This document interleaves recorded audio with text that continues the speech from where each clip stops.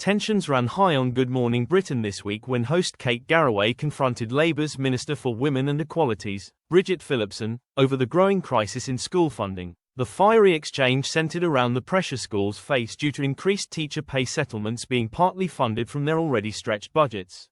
Garraway began the segment cautiously, admitting she felt slightly fearful, asking Phillipson a direct question, noting the minister's frequent wait-and-see responses.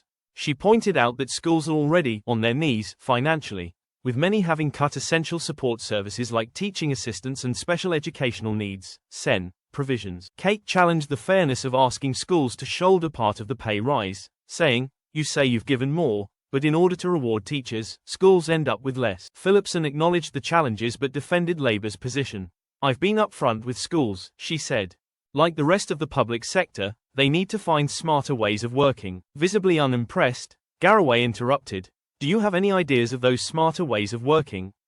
"Because the head teachers I talk to don't." Phillipson responded that Labour had already worked with hundreds of schools to reduce costs through measures like bulk energy purchase. "Some schools have cut their energy bills by over a third," she explained.